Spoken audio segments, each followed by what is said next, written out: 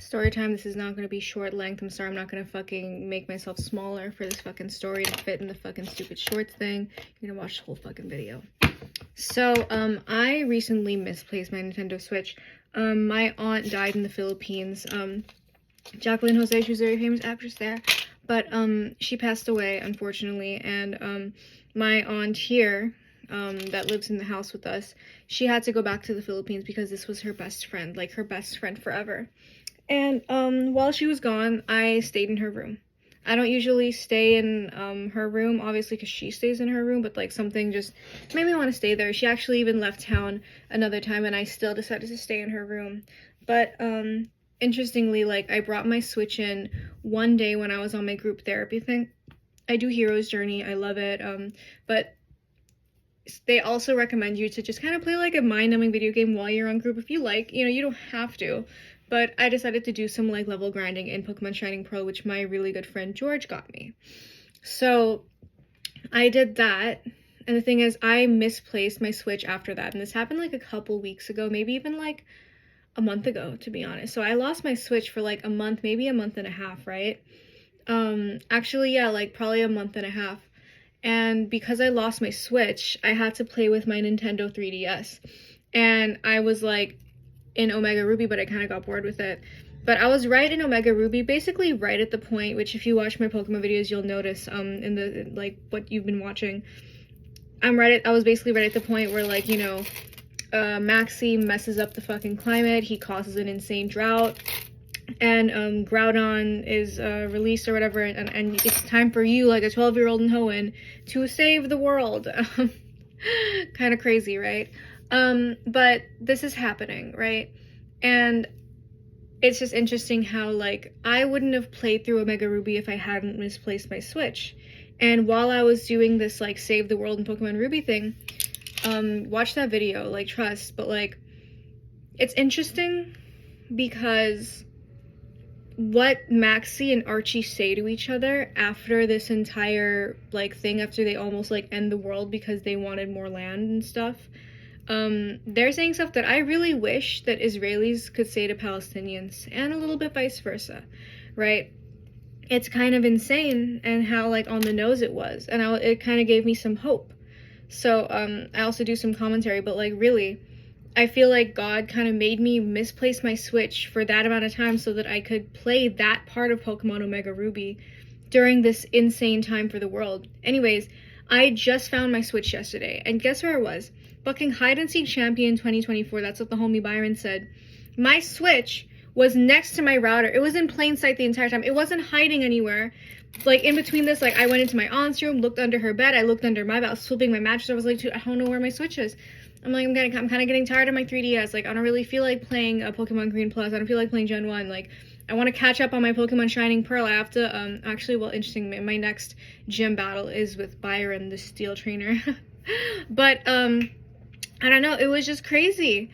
I was looking for it, and, I found it yesterday, and the thing is, my niece is coming to town today, and so I love Princess Peach. I love Super Princess Peach, and I wanted to buy that on the release day. There's also the new Lara Croft, like, 1 through 3 remastered, and I really want to get that as well, but I also really wanted to play Smash. I couldn't do anything with my Switch because I didn't know where it was.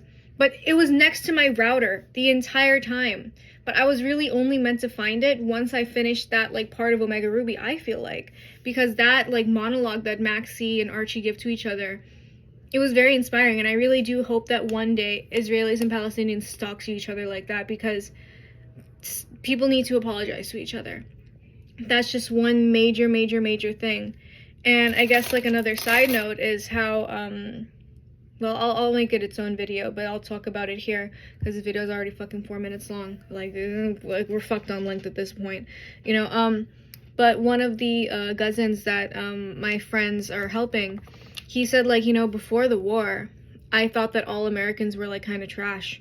Like, I thought that they all supported Israel, and I thought that they all wanted us to die. But then after the war, after he's seeing how people in Muslim countries are leaving them behind and not giving a shit, and how he's seeing that mostly Americans in the West are the ones that are like, okay, I'll share your GoFundMe, I'll make the GoFundMe for you, I'll send you the money. You know, like, that's what the Americans are doing, Americans like me, right? Non-Muslims, right? Non-Muslims. I have a Quran somewhere here But, you know, for the most part, I'm not a Muslim. Like, I have shirk all over my room. So, you know, yeah, I'm a kafir. And that kafir, sorry. You know, I might be a kafir, but I'm actually helping other Muslims. Unlike you. So who's a better Muslim at that point, right?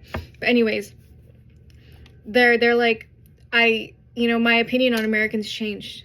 That's what they're saying after they're seeing that Americans are the only ones that are helping them, are people in Western countries, non-Muslims. So this is how we change a narrative, by, like, being kind to others.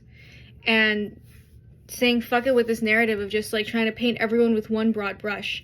So, and I really hope that, like, I wish more Israelis would help Palestinians, but the thing is, there is a societal problem.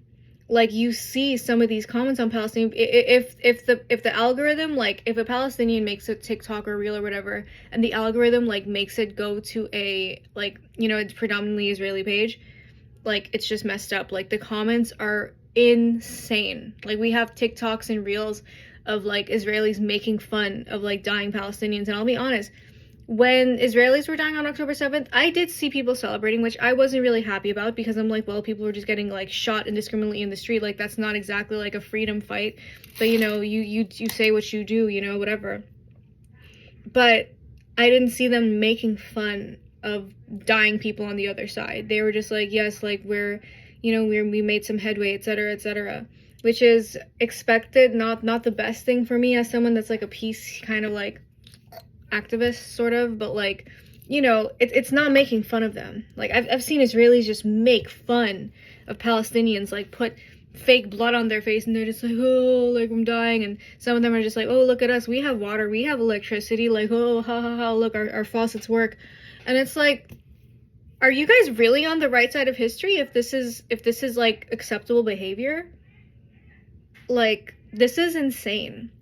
But anyways, that's just kind of like a quick kind of personal anecdote about how, I don't know, losing my Switch led me to some, like, saving the world in Pokemon, which actually really relates to the current, like, geopolitical situation in the Middle East, which is something that I'm very concerned with, despite having 0 Middle Eastern blood. I'm just autistic. But yeah, that was my little update. Nice to see you guys. Good to see me. This is a UCLA shirt, and as I'm filming this today, they're starting the UCLA encampment for Palestine, so I guess this is probably the last time I'm gonna wear this shirt. I'm gonna turn it into a quilt, and I'll show you guys at the end, but I just wanted to film in all my old shirts at least one time before I turn them into a quilt. But yeah, Crystal out. Goodbye.